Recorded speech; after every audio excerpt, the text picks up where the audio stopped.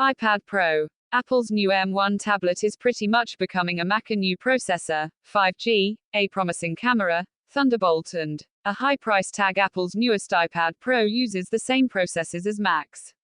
The convergence is here. You're at home. You reach for a computer. You're working from home. What do you use? Based on my home, it's whatever's available. For Apple, the equation keeps changing. Between Macs and iPads, there are two versatile but different platforms at play. But they now share the same processor, the M1 chip from the MacBook Air, 13-inch MacBook Pro, Mac Mini, and new 24-inch iMac is also in the new iPad Pro, as shown at the Apple Spring event Tuesday. This sounds like a huge leap toward the iPad as full-power computer, much like I've been expecting for years, but in reality the iPad Pro was already at that level with its previous processor.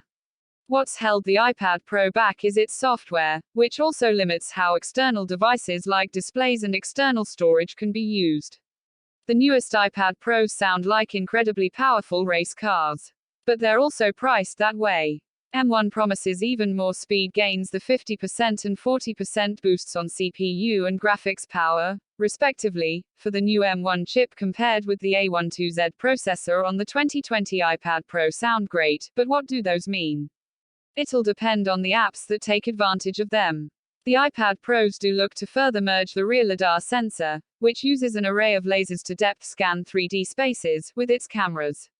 Much like the recent iPhone 12 Pro, expect these iPads to be even better at augmented reality and 3D scanning.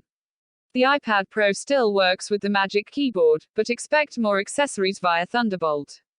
Thunderbolt port means more accessories. The identical-looking USB-C port on the iPad Pro is now USB 4 and Thunderbolt capable, which will allow faster speed accessories and storage, and possible compatibility with a wide range of Thunderbolt docks and dongles. Think Kensington's recent Studio dock for iPad Pro, but maybe even more. Apple also promises that the iPad Pro can output to the Pro Display XDR. That depends on apps enabling display output, which not all iPadOS apps do. Or, it strongly suggests that Apple will enable multi-display support in iPadOS at its upcoming WWDC event. The mini LED technology on the larger iPad Pro promises much better brightness and contrast. The stepped-up display comes only to the 12.9-inch model. Apple's laying down big claims on the quality of its mini LED-based Liquid Retina XDR display, which will have thousands of small LEDs for more localized backlighting control and allow greater brightness and contrast ratios.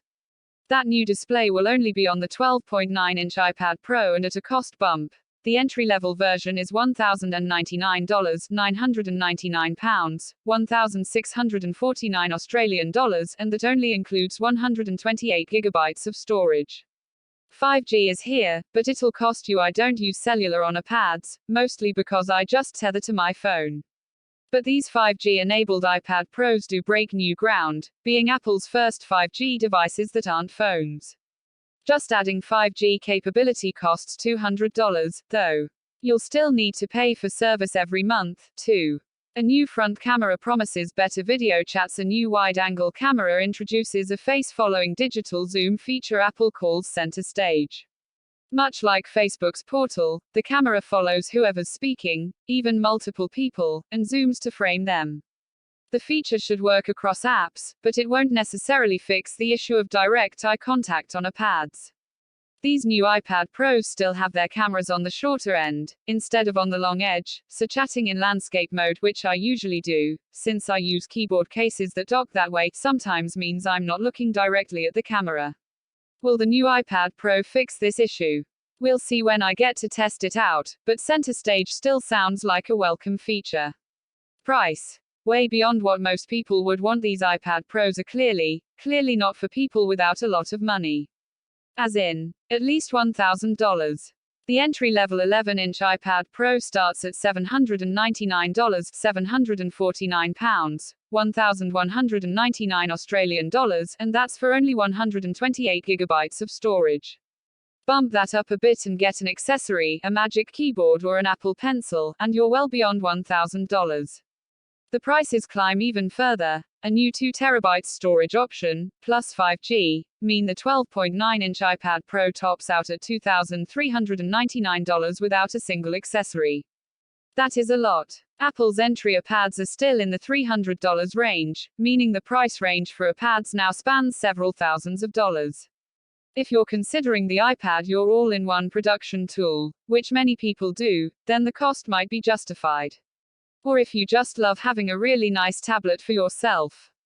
The iPad is extremely versatile, and really could be a do-everything device.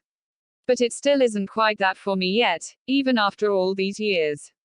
The iPad Pro does have stellar qualities: display, pencil, camera, that Macs still don't have. For the most part, the new iPad Pros are about as expensive as the 2021s. But here and there you may end up paying more. I wouldn't expect these iPad Pros to be relevant for every iPad user. But I'm very curious to see how far the new features carry the products forward. On paper, the iPad Pro looks ready to be the ultimate Mac. I want to try the new Pros before I can say whether they're worth it, and still looming an unknown is how far Apple will open up iPadOS to make the most of these machines. But the shift to an M1 processor feels more than symbolic. The iPad reminiscent new iMac, which shares the same processor, feels like a spiritual cousin. Maybe iPads are really ready to be a part of the same computer